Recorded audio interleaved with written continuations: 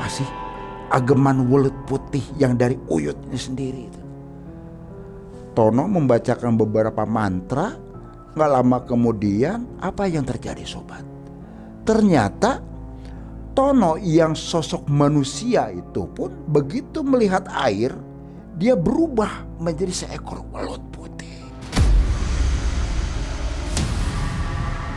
Wallahu alam. Gak lama kemudian Tono yang memiliki ajian welut putih begitu melihat air langsung berubah wujudnya menjadi seekor welut. Dirasa sudah aman, dia pun berubah menjadi sosok manusia lagi. Dengan membawa peti yang begitu besar, Tono. Buka mata kamu. Begitu matanya Tono pun dibuka,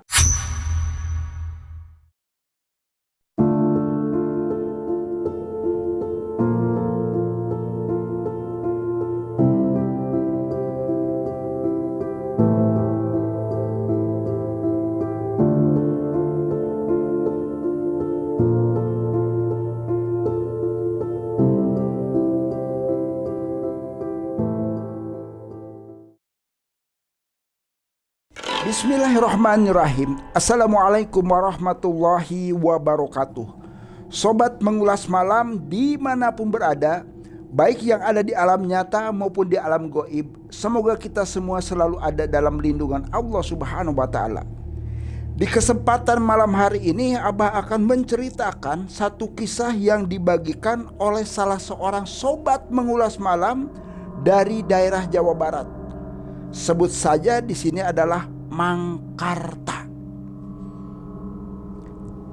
Seluruh nama, karakter serta lokasi kejadian ini sengaja Abah samarkan untuk menjaga privasi seseorang. Mangkarta pada cerita malam hari ini memberikan tema ageman mustika welut putih. Jangan pernah di skip tayangan video ini supaya tidak gagal paham. Bila mana dari sobat mengulas malam punya kisah mistis, silahkan dikirim ke alamat email kami. Insya Allah Abah akan ceritakan.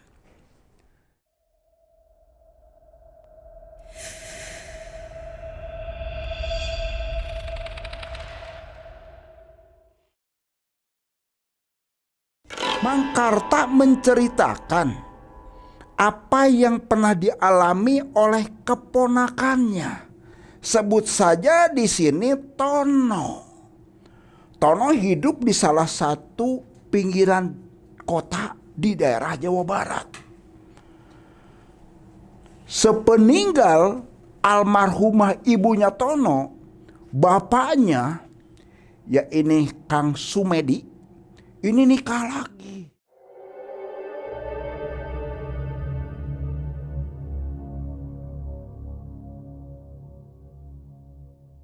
Setelah menikah, pasca 6 bulan berjalan, Sumedi, ya ini bapaknya Tono pun meninggal dunia. Simple sebetulnya. Dia kena sakit asam lambung naik.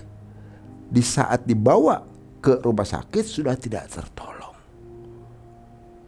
Tono hidup tentunya pasca meninggal kedua orang tuanya dengan ibu tirinya, yaitu Suniah.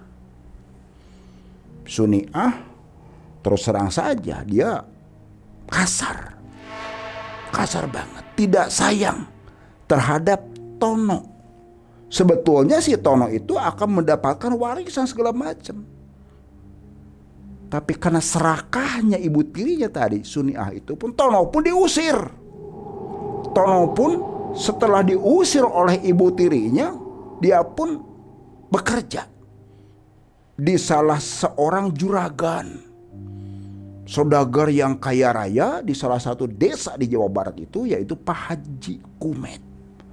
Sawahnya pun waduh hektaran, kebun, kolam, sampai ternak pun dari mulai bebek, ayam, kambing sampai kerbau. Haji Kumet saudagar yang kaya raya. Tono diminta oleh Haji Kumet ini sebagai tukang ngangon kerbau.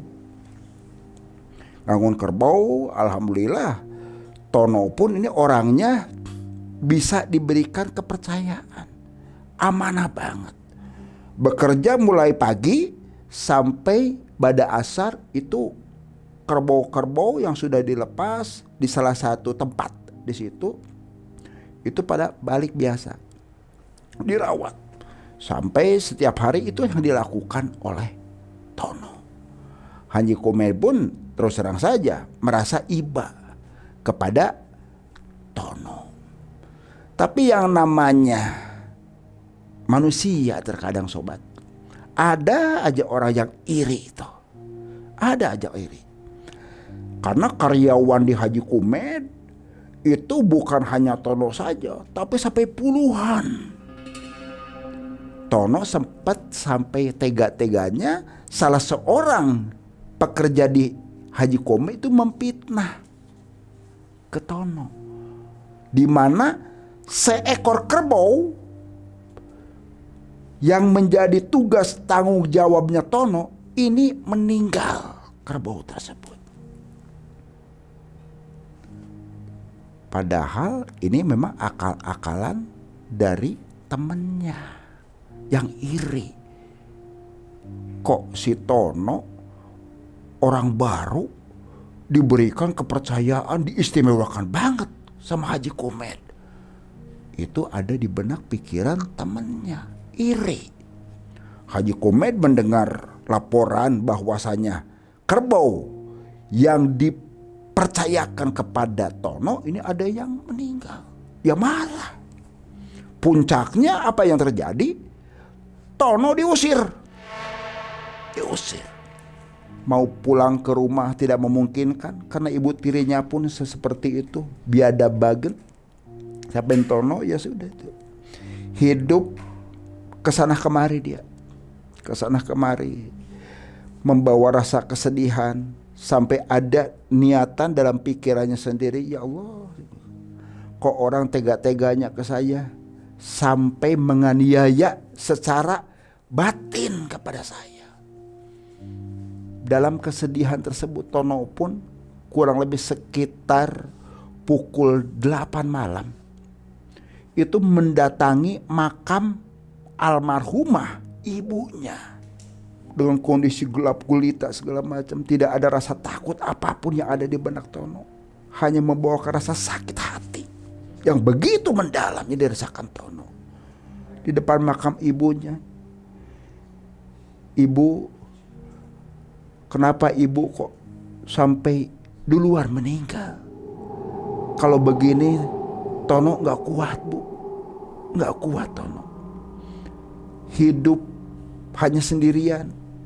Pasca ibu meninggal, bapak meninggal, sekarang ibu tiri begitu tega dan mengusir Tono sendiri.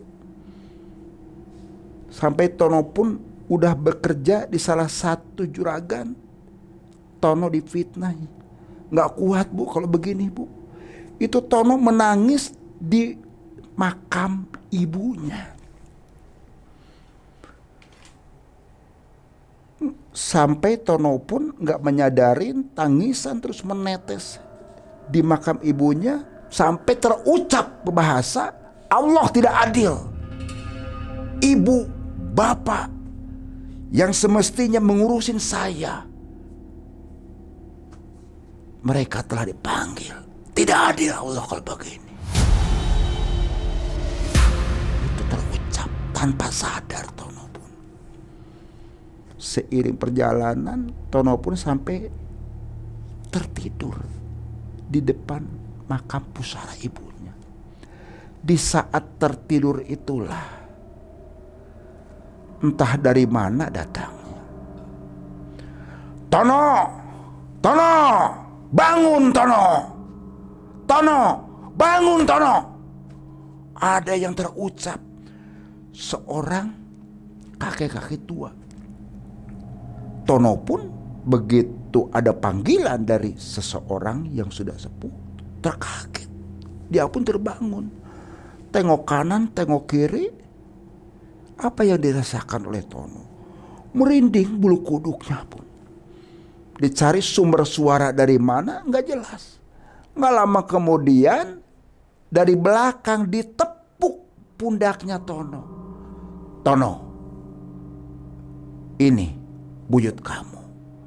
Si buyut itu pun, sepuh itu pun menyampaikan kepada Tono, sabar Tono. Buyut sudah melihat perjalanan kamu selama ini.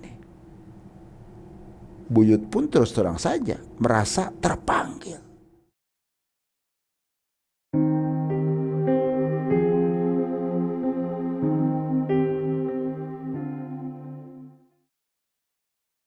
Tono, nanti kamu datang ke tempat Uyut yang sudah Uyut tentukan lokasinya. Oh iya Uyut, terima kasih. Selang berapa kemudian sosok sepuh tadi pun hilang begitu saja. Tono terkaget dan mengusap mukanya. Astagfirullahaladzim, ya Allah. Ada apa ini? Ada ilapat apa? Keesokan harinya Tono pun dia karena sudah tidak punya rumah segala macam, hidup hanya sebatas sebatang kara gitu kan. Makan seketemunya segala macam. Pas menjelang malam itu tadi ada suara bahwasannya yang mengakuan adalah buyutnya tadi. Ternyata Tono ditunjukkan ke salah satu tempat, yaitu semacam sendang. Di situ ada airnya yang begitu jernih mengalir. Gak lama kemudian buyutnya Tono pun hadir. Tono disuruh duduk. Gak lama kemudian si buyut itu pun memerintahkan kepada Tono, Tono, tutup mata kamu, rapatkan kedua tangan kamu di dada, tempelkan. Tono pun mengikuti. Gak lama kemudian si buyut itu pun menempelkan tangannya ke ubun-ubunnya Tono. Apa yang dirasakan oleh Tono? Ada satu hawa yang begitu terasa dingin banget, seperti es, dari ubun-ubun Tono masuk kepada seluruh tubuhnya. Gak lama kemudian, kurang lebih sekitar 30 menit, buka mata kamu. Begitu matanya Tono pun dibuka, si kakek itu pun langsung memberikan sesuatu.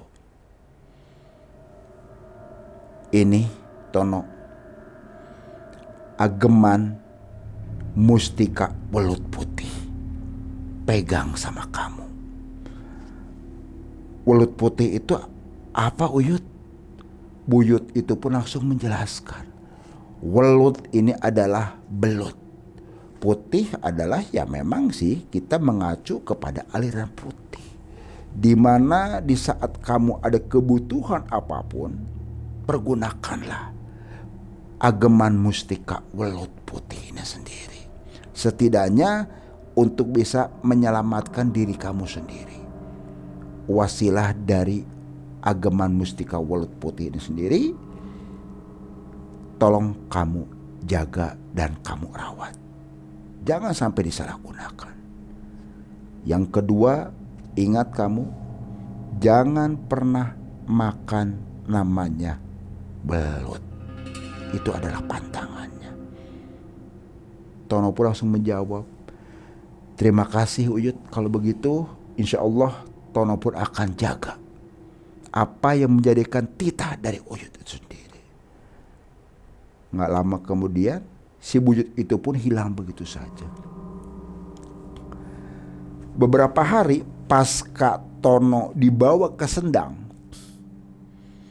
memang namanya manusia, karena awalnya Tono ini sendiri kan merasa tersakiti oleh ibu tirinya, Ibu Suniah, oleh juragannya Haji Kumet, juga oleh teman-temannya. Ada rasa pingin membalaskan satu dendam, dan dia pun pingin mencoba apa sih ageman welut putih yang dari Uyut ini sendiri itu. Tono membacakan beberapa mantra. Gak lama kemudian apa yang terjadi sobat? Ternyata Tono yang sosok manusia itu pun begitu melihat air, dia berubah menjadi seekor welut putih. Wallahu alam. Nggak lama kemudian membacakan mantra apa, Tono pun itu berubah menjadi manusia lagi. Ada pikiran dari Tono, waduh, saya selama ini teraniaya, tersakiti, saya akan balaskan dendam.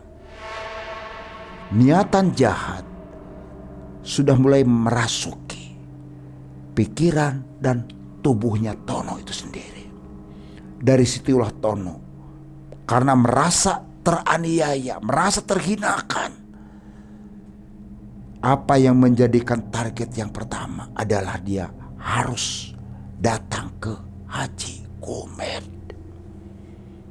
untuk mengelabui, karena memang Tono pun sudah tahu Haji Komed siapa, dan rekan-rekannya pun kalau Tono datang pasti mereka akan tahu siapa itu yang datang. Tono pun menggunakan kayak kaos oblong itu diikat ke sini, ditutupin kayak ninja. Yang menjadi keanehan, walau alam nggak tahu membaca mantra apa, kok tiba-tiba dia bisa nembus masuk ke kamarnya Pak Haji Komed. Haji Komed dengan ibunya lagi pada tertidur terlelap. Dia mencari, ternyata ada lemari begitu besar. Dilihat dengan sorot matanya Tono. Tiba-tiba sorot mata Tono pun merah. Begitu melihat pintu lemari, pintu itu pun langsung terbuka. Tono langsung mendekat. Di situ ada peti besar.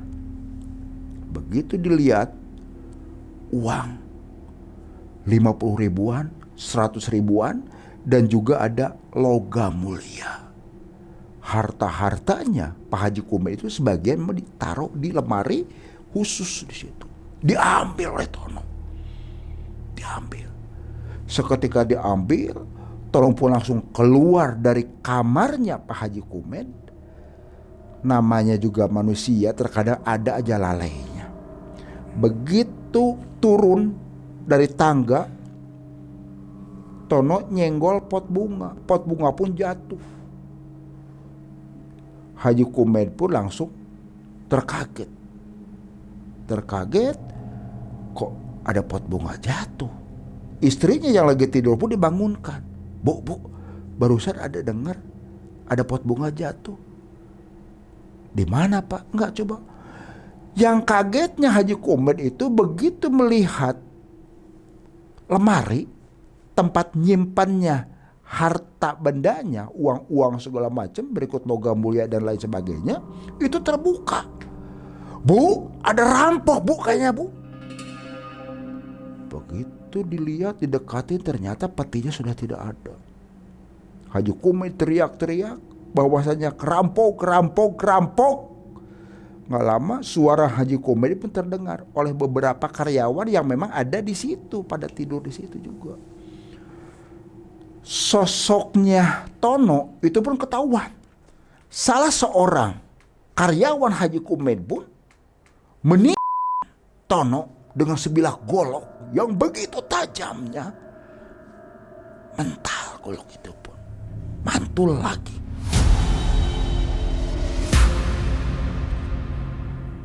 Tono itu sebetulnya sudah terkurung, tapi tiba-tiba Tono itu licin aja begitu. Yang menjadi keanehan, di saat Tono melihat saluran air di depannya rumah Haji Komed itu pun hilang Tono itu. Itulah sobat, bila mana seseorang memiliki ajian welut putih, di saat kondisi kepepet, bila mana melihat air, itu akan hilang dengan sendiri. Sebetulnya ilmu welut putih sendiri adalah ilmu putih sebetulnya, bukan ilmu hitam. Memang ini adalah warisan para leluhur dulu, zaman Belanda. Untuk apa? Para pejuang kita itu untuk menghindari dari cengkraman para penjajah. Dan inilah disalahgunakan oleh seseorang yang namanya Tono. Tono yang memiliki ajian belut putih, begitu melihat air langsung berubah wujudnya menjadi seekor belut. Dirasa sudah aman, dia pun berubah menjadi sosok manusia lagi. Dengan membawa peti yang begitu besar Tono. Tono, karena memang Tono sudah tidak punya rumah segala macam, dia hanya membuka peti itu pun di salah satu gubuk agak dalam ke daerah hutan. Dibuka uang segala macam. Ada pikiran Tono untuk bisa beli tanah, bisa bangun rumah. Dari uang itulah Tono mulai sedikit-sedikit dia bangun rumah dari hasil nyuri uang dari Haji Kumet. 2-3 bulan perjalanan, Tono pun berubah. Yang tadinya miskin menjadi orang cukup berada. Karena Tono sendiri masih sifatnya bujangan. Ya namanya orang bujangan gitu kan, iseng ke perempuan di situ. Sebut aja di sini Santi. Santi, sini Santi. Itu Santi langsung nolak. Tono, kamu tuh coba bawa cermin dulu. Cermin diri kamu. Siapa kamu tuh? Orang miskin, dekil, bau. Masa depan juga kamu suram. Itu seperti itu. Tono hanya tersenyum. Dari dompetnya, dari saku celana, keluarkan uang 100 ribuan semua. Itu masih ada iketan. Itu perempuan pun takluk ke Tono. Waduh, kamu jadi saudagar sekarang. Ya namanya juga usaha, Neng. Semua juga pasti ada perubahan. Yang terpenting ada kemauan, ada usaha, pasti ada perubahan. Itu seperti itu. Perempuan yang tadinya banyak menolak, bukan 1-2 yang menolak ke Tono, ini mulai pada mendekat. Tono pun usaha di sini beli sawah segala macam dari uang hasil nyuri. Seiring perjalanan terus waktu, Tono pun ini melihat tetangga-tetangganya yang kaya raya segala macam. Ini memang dijadikan satu target oleh Tono untuk terus mencuri dan mencuri dengan wasilahnya, yaitu tadi karena memiliki ageman mustika welut putih tadi. Disalahgunakan oleh Tono. Padahal sudah jelas-jelas oleh buyutnya, ini jangan sampai salah kaprah. Hati-hati untuk bisa bawa. Warga masyarakat pun mulai curiga. Tono ya kok tiba-tiba kayak mendadak. Ini dari mana ini? Jangan-jangan dia nyupang. Banyak kecurigaan. Informasi ini pun ternyata nyampe juga ke telinganya Haji Kumet. Haji Kumet memerintahkan kepada salah seorang anak buahnya, coba dicek itu benar tidak. Katanya informasi ada namanya Tono. Tono siapa ini? Dicek sama anak buahnya Haji Kumet, ternyata betul Tono mantan karyawannya Haji Kumet. Disampaikan, waduh, ini uang dari mana sih Tono? Jangan-jangan uang saya, kata Haji Kumet. Coba kamu selidikin terus. Itu apa yang terjadi sobat. Tono yang kaya mendadak karena dengan ajian welut putih tadi pun, setiap orang yang kaya itu uangnya pada diambil oleh Tono untuk memperkaya dirinya sendiri. Sampai apa yang terjadi sobat? Itu pintu rumahnya Tono yang begitu besar, rumahnya gedung tingkat, itu didobrak sampai diacak-acak segala macam. Dan ternyata di kamar pribadinya Tono tersimpan kalung emas berlian. Ini adalah kalung istrinya Haji Kumet. Disitulah apa yang selama ini menjadikan kecurigaan Haji Kumet dan seluruh warga terbukti bahwa Tono yang telah melakukan pencurian. Sampai Tono pun digeret oleh warga di situ. Kepala desa berusaha untuk meredakan. Pak Haji dan warga yang lainnya tolong sabar Pak. Jangan menghakimi seseorang. Tapi karena warga bersikukuh bahwasanya Tono lah biang keladi dari permasalahan yang ada di sini. Ya ini banyak warga yang hilang uangnya. Itu kepala desa pun langsung didorong oleh anak buahnya Pak Haji Kumet. Tono pun digeret oleh warga yang ada di situ, yang memang sudah memuncak banget emosinya. Digeret terus-terusan, dibawa ke salah satu tempat. Ternyata memang sudah dikondisikan tempatnya tersebut. Itu ada galian tanah yang sudah digali. Itu Tono dimasukkan ke galian tanah itu pun dikubur dalam kondisi. Tono berteriak-teriak minta ampun, ampun, ampun. Tidak ada yang menghiraukan. Sampai Tono pun hampir saja meninggal. Hampir saja. Tapi karena Allah masih sayang kepada namanya makhluk ciptaannya, Tono pun masih bisa terselamatkan. Yakni sama siapa? Oleh buyutnya Tono. Seluruh warga pun pada kaget semua, kok tiba-tiba Tono hilang begitu saja. Tono hilang begitu saja. Ternyata Tono pun sudah ada di salah satu tempat dengan luka-luka segala macam tubuhnya.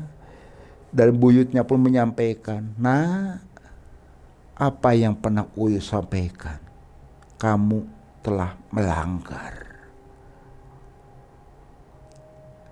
Ageman Mustika Welut Putih bukan untuk dijadikan media untuk mencuri, bukan ke situ. Ini kamu sudah menyalahi aturan. Kalau begini, kamu tidak bisa menjaga amanah yang Uyuh berikan terhadap kamu." Seketika itu pun ageman Mustika Welut Putih yang dipegang oleh Tono berbalik lagi ke buyutnya. Buyut pun udah tahu persis, kamu sudah teraniaya, kamu disakitin oleh warga dan lain sebagainya. Jangan pernah kamu api disiram oleh minyak, ujungnya kamu sendiri akan terbakar. Itu yang terjadi. Istighfar kamu, taubat kamu, dan memohon ampunan kepada Allah Subhanahu wa taala. Semoga kamu pun kehidupan kamu nanti berkah dan barokah. Setelah ucapan tersebut, buyut itu pun hilang begitu saja. Pasca dari itu, Tono pun dia pergi dari desa tempat tinggalnya karena rumah yang begitu mewah itu dibakar oleh warga kampung yang ada di situ. Tidak menyisakan harta benda Tono sedikit pun. Tono hanya pakai pakaian bekas yang sudah penuh dengan bercak-bercak darah, dengan kotor. Dia pergi meninggalkan. Alhamdulillah seiring perjalanan waktu, Tono pun ini melakukan taubatan nasuha atas bimbingan salah seorang sesepuh di salah satu tempat. Itu pun Tono menyadari segala sesuatunya, dan atas bimbingan dari sesepuh itu pun Tono betul-betul insaf. Dan sampai sekarang Tono pun masih hidup. Sobat, apa yang diceritakan oleh Kang Karta perihal keponakannya, kita bisa ambil satu hikmahnya. Bila mana seseorang pernah menyakiti kepada kita, menghinakan kepada kita, jangan pernah dilawan. api jangan disiram dengan minyak. Hati-hati. Kita memohon ampunan dan memohon hidayah, inayah kepada Allah supaya orang yang telah menganiaya kita, orang yang telah menghinakan kita pun dibukakan pintu hati yang paling dalam supaya dia pun menyadari apa yang telah dilakukan bahwasanya itu adalah salah. Ingat sobat, jangan pernah takut jin dalam bentuk apapun. Geprek dengan keimanan dan ketakwaan kita kepada Allah Subhanahu wa taala. Ingat sobat, kamu tidak sendirian. Wassalamualaikum warahmatullahi wabarakatuh.